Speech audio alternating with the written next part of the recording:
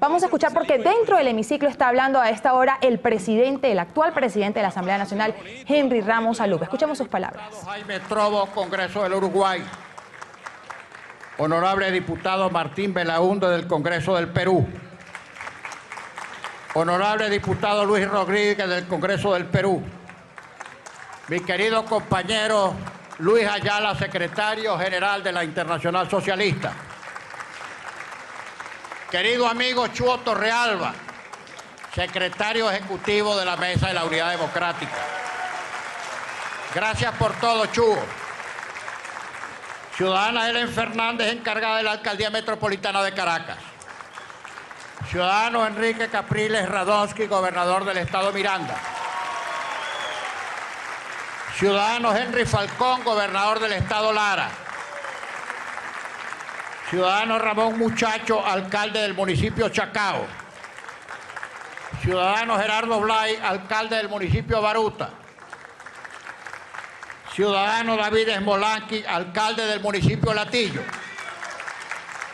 Ciudadano Gustavo Marcano, alcalde del municipio turístico.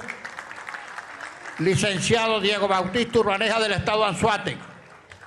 Ciudadano José Barrera, alcalde del municipio Palavecino del estado Lara. Ciudadano Pedro Loreto, alcalde del municipio Leonardo Infante del estado Guárico. Ciudadanos alcaldes de los distintos municipios que no me pasaron expresamente en el vocativo. Ciudadano Edison Ferrer, presidente de la Asociación Venezolana de Concejales. Diana, mi esposa y mis hijos. Mitzi Capriles de Ledesma. Lilian Tintori de López. Patricia de Ceballos.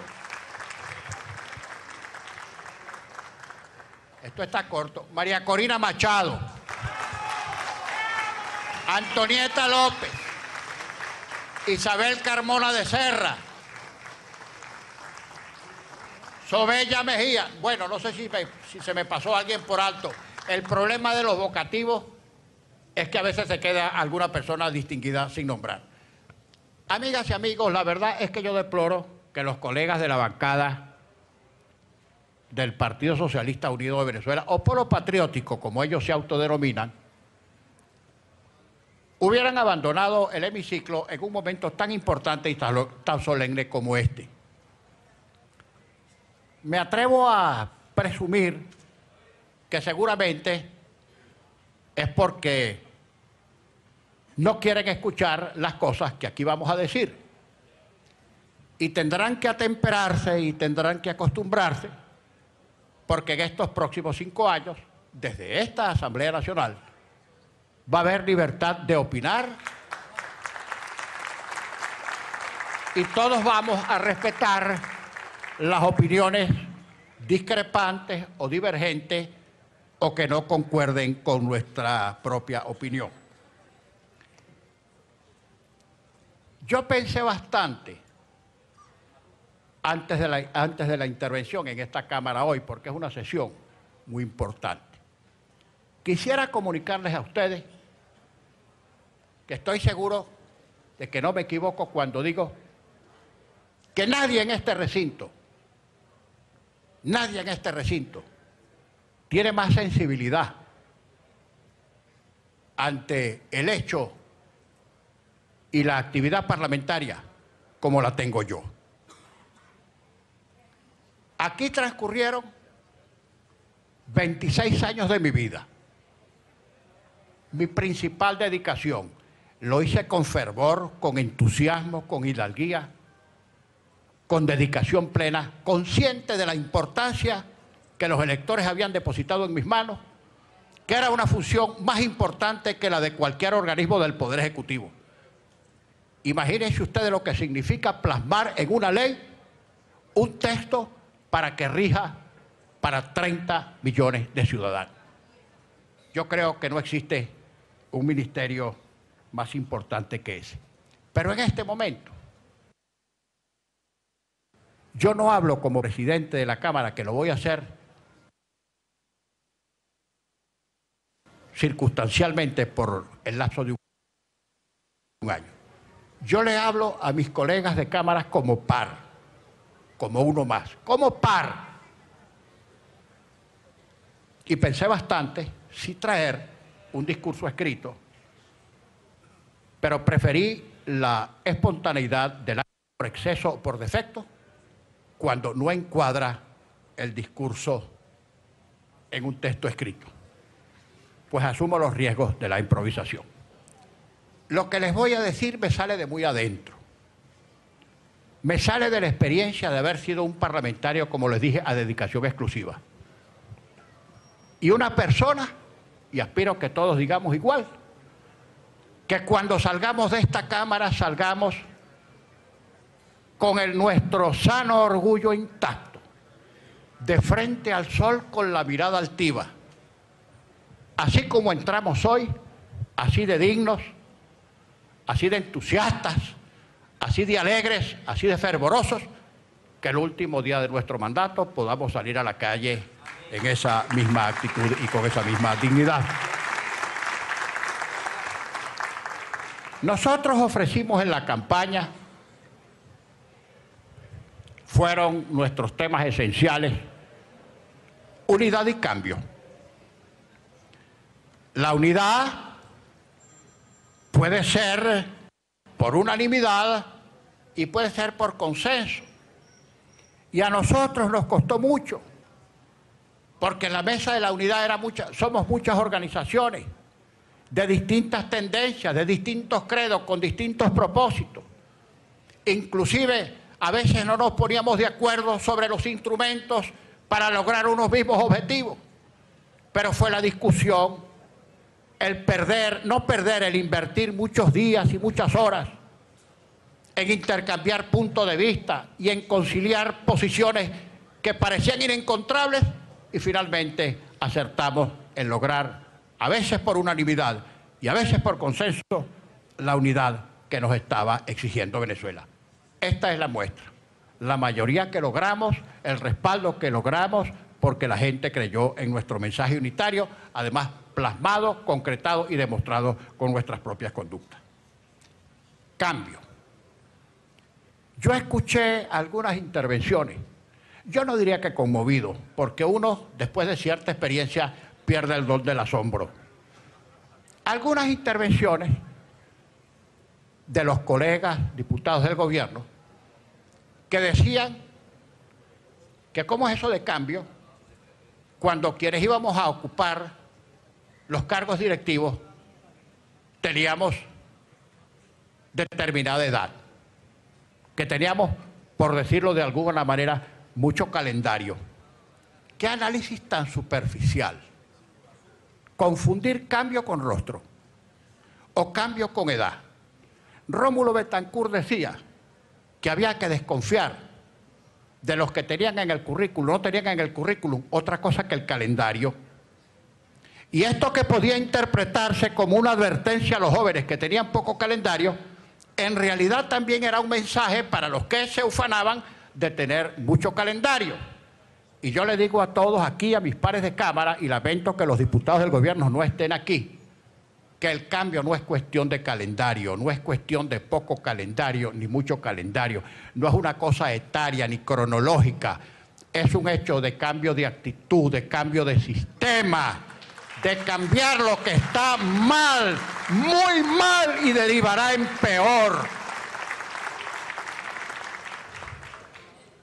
¿Qué se cambia? El pasado no se cambia. El pasado está ahí, es inmodificable. Ya aconteció, del pasado la experiencia. Lo positivo se aprovecha, lo negativo se desecha. El futuro tampoco se cambia. El futuro es probabilístico, es incierto. Uno puede prever, preparar cosas para el futuro si lo desea mejor o superior que su situación actual, pero nadie puede predecir exactamente cómo ha de ser ese futuro. Pero lo que se cambia es el presente. Y cuando nosotros en la campaña electoral propusimos cambio y la gente aceptó esa propuesta, es porque estábamos diciendo que queríamos cambiar esto que está aquí en este momento, esta realidad que ya lleva 17 años y que le ha causado un profundo daño a Venezuela. Y hemos dicho además, para que se nos entienda bien, porque con esa tendencia casi irreversible a que siempre distorsionen lo que uno dice y le imputen a uno delitos imaginarios y lo consideren incurso en conspiraciones inexistentes, estos que se empeñan siempre en buscar como excusa para sus propios yerros y desaciertos, siempre un enemigo anterior, un enemigo interior y un enemigo exterior, a ellos les decimos que el cambio que estamos proponiendo es constitucional, democrático, pacífico y electoral, y de ahí nadie nos va a sacar. Nuestro mandato es a término, ciertamente. Nuestro mandato es a término. Y el mandato del Poder Ejecutivo también es a término. Pero el mandato nuestro y el del Ejecutivo puede cesar antes del vencimiento cronológico del lapso por alguna de las causas que están en la Constitución. Las causas que están en la Constitución de la República Bolivariana de Venezuela vigente. ¿Qué ofrecimos en la campaña, además de Unidad de Cambio? Recuperar la autonomía de este poder legislativo para que sea el poder autónomo que no ha sido en estos 17 años. Este ha sido el altoparlante de Miraflores, la caja de resonancia del Poder Ejecutivo, el sitio acrítico donde hacen discursos, pero siempre se hace exactamente lo que quiere el Poder Ejecutivo. En segundo lugar, ojo, y hablo de lugares no de manera de que se tenga que agotar una cosa primero que la otra. Todo al mismo tiempo, pari passu, como dicen los economistas. Todo al mismo tiempo. Ofrecimos también una ley que para nosotros fue emblema e insignia, no simplemente por razones electorales, sino por convicción y convicción de fe, por creer en ese valor, en el valor libertad, en esa esencialidad de la que nadie puede estar privado por sus ideas, de que no puede ser posible que en juicios que avergüenzan a la administración de justicia en cualquier parte del mundo tengamos conciudadanos presos, privados de libertad, simplemente por razones de sus opiniones políticas.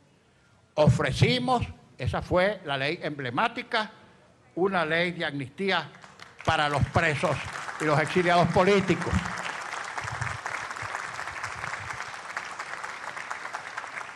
Y en tercer lugar, ofrecimos que en un lapso de 6 meses, contados a partir de la instalación de la Asamblea Nacional, propusiéramos un método, un sistema para cambiar el gobierno por vía constitucional.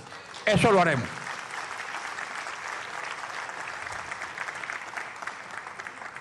Por supuesto que también hay leyes de suma importancia, que también las vamos a discutir y aprobar al mismo tiempo en que examinaremos y aprobaremos la Ley de Amnistía y Reconciliación Nacional. Un conjunto de leyes a las que ya se refirió el diputado Julio Borges en su intervención, muchas otras que andan a la espera de que por fin se consideren, se traten y se aprueben en esta Asamblea Nacional. Tenemos capacidad para despacharlas todas a la brevedad posible y no serán malas leyes por prisa. Serán leyes muy bien pensadas, con mucha asesoría, pensando en Venezuela y no en el oportunismo político. Vamos a sesionar varias veces a la semana. Esta no puede ser una cámara para la holganza, tiene que ser una cámara para el trabajo. Los diputados tienen que ir a las comisiones, tienen que venir proyectos legislativos que con la debida anticipación se impriman y distribuyan para que los conozcan todos los diputados. Se acabaron los sobresaltos, las emboscadas legislativas, en traer un orden del día que nadie conoce y se arroja sobre la mesa para ver qué piensan los diputados. Los diputados no pueden trabajar a ciegas, tienen que trabajar con conocimiento de causa y nosotros nos proponemos aplicar estrictamente el reglamento. Por cierto, Un reglamento que no modificamos nosotros ni una sola vez. Un reglamento que consagra casi una monarquía en la cabeza del presidente de la Cámara. No vamos a modificar el reglamento y no vamos a hacer uso excesivo del reglamento. Y le digo, por cierto, a mis compañeros de Cámara, insisto en el término, soy par, uno de 167 diputados. Y a los de mi bancada le digo, soy uno de los 112 y a esa bancada y a esta Cámara me debo como presidente. Recuperar la autonomía del Poder Legislativo. En primer lugar, vamos a legislar, no vamos a delegar. No vamos a conceder más leyes habilitantes inútiles, inservibles, para que alimenten esa especie de raspado de olla de última hora, para no hacer nada y para seguir atontando a la gente creyendo que por esa vía van a solucionar los problemas del país. Tampoco vamos a hacer un contrapoder. No somos una trinchera para disparar a mansalva contra los otros poderes, pero vamos a hacer un poder auténtico. Porque no vamos a hacer un contrapoder, pero tampoco vamos a hacer un poder subordinado ni la trastienda del Poder Ejecutivo, que tal ha sido la Asamblea Nacional hasta el día de ayer a medianoche. Vamos a controlar otra de las grandes funciones parlamentarias. Controlar aquí y controlar afuera. Por cierto, que ha habido ahora parlamentarios que ejercieron cargos públicos y administraron dineros públicos y también tendrán que ser objeto de investigación y también que tendrán que rendir cuentas.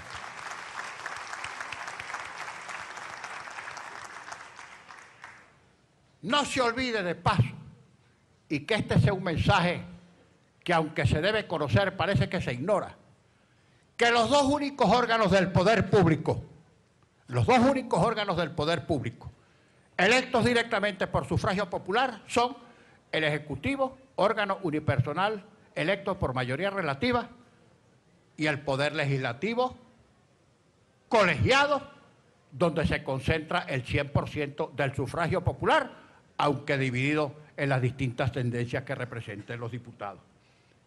Pero esa situación de nuestra propia legitimidad, sumada a la condición de que somos nosotros quienes designamos todos los demás poderes del Estado, esos poderes los vamos a controlar. Esos poderes no pueden actuar por la libre, y mucho menos cuando alguno de esos poderes indebidamente constituidos pretenden, para servicio del Ejecutivo, convertirse en una especie de contrapeso de esta Asamblea Nacional que tiene origen en el sufragio popular y prácticamente dejarnos en suspenso y hacer nugatorias todas las facultades que nos consagra la Constitución. Cuando digo controlar al Tribunal Supremo de Justicia.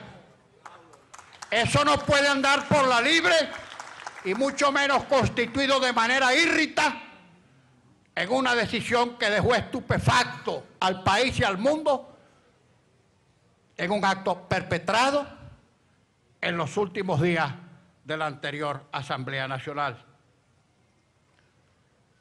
Vamos a investigar y a controlar un poder legislativo. Si algún poder está percudido en Venezuela, es el poder legislativo. Nadie confía en una justicia que está percudida del copito hasta las raíces, por no decir que la justicia no existe.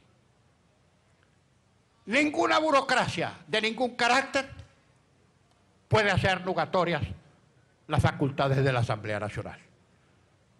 Y vamos a exigirle cuenta también a la Fiscalía y a la Contraloría, que no controla nada, y al Consejo Nacional Electoral, fautor del sistema electoral más perfecto, transparente y blindado del mundo, como todos sabemos.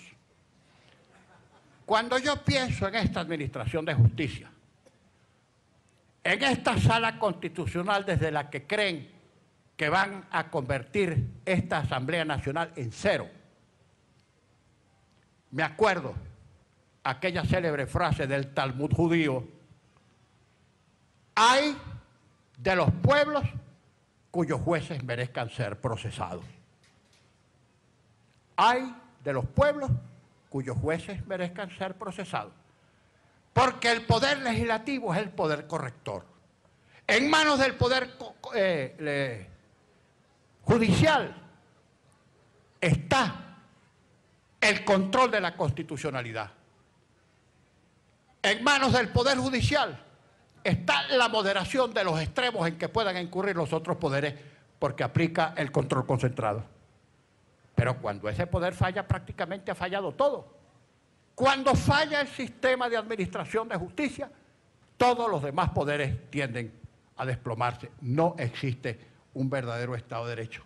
También me acuerdo, a propósito de las actuaciones del máximo tribunal, lo que me decía mi entrañable maestro, allá en los días ya lontanos del aula universitaria, Hernando Grisante Veledo, cuya cátedra esparcía ciencia y ética. Él me decía dolido al ver cómo marchaba la administración de justicia. Él siempre hablaba en tercera persona, me decía: Ramos, la mejor doctrina del Supremo Tribunal es la que consta en los votos salvados. Y después dolido, porque veía cómo el afán de su vida en la práctica se hacía una cosa inútil y pervertida. En otra ocasión me dijo: mire, Ramos, en el máximo tribunal ya no hay jurisprudencia, sino solamente jurisprudencia. No voy a afanarme más en referirme dolido como abogado a nuestro sistema de administración de justicia y a nuestro poder judicial en general, del copito hasta las raíces. Pero eso hay que revisarlo. Que no se ufane, que no termine por creer la Sala Constitucional que es una especie de poder legislativo alterno. No que va, no lo es ni lo va a ser. Quien nombra disciplina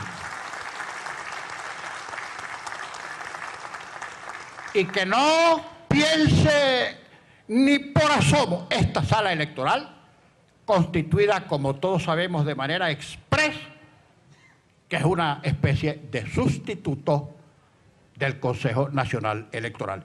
Y eso lo digo porque aquí hay 4 diputados electos por el pueblo,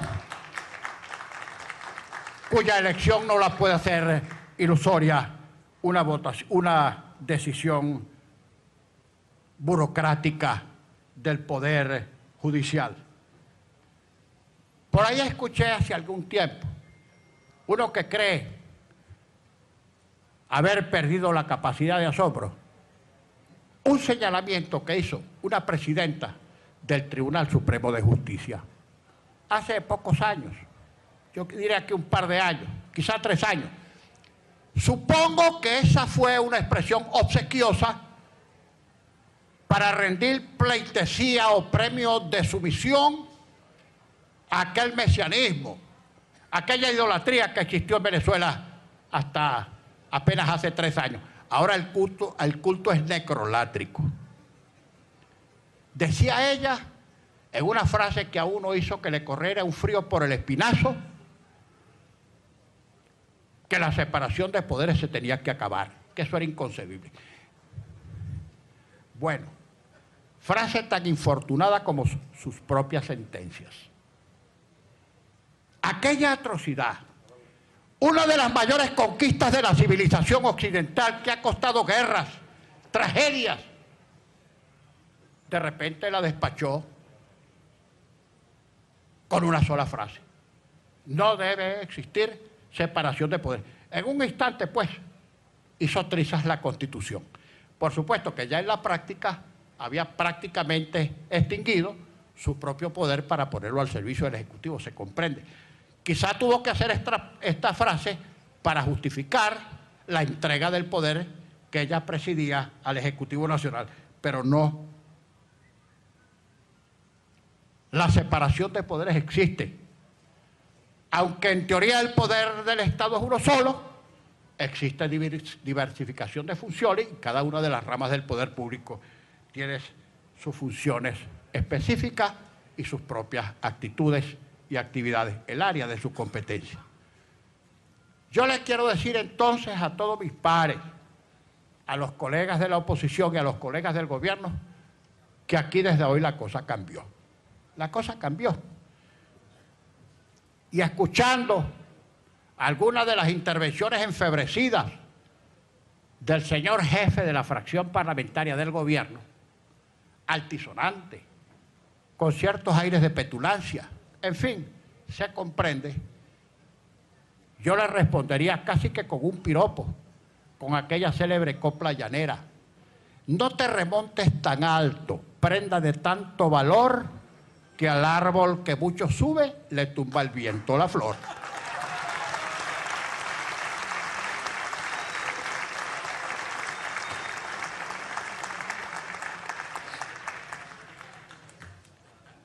Otra cosa que le quiero decir a mis pares, porque aquí nos tenemos que ver la cara en 5 años, salvo que se presenten circunstancias extraordinarias que no están en nuestros cálculos.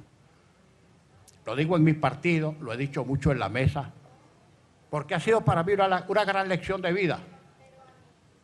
Donde no hay afecto, no hay equipo. Donde no hay afecto, no hay equipo. Cuando en la mesa comenzamos a limar asperezas, a cortar distancias, a tratarnos como seres humanos, incluso a veces a contarnos nuestras dolencias y cuitas personales, en muchas ocasiones, las más de las veces alegría, cuando comenzamos a tener los afectos, las cosas funcionaron mejor. No perdamos nunca esa gran conquista.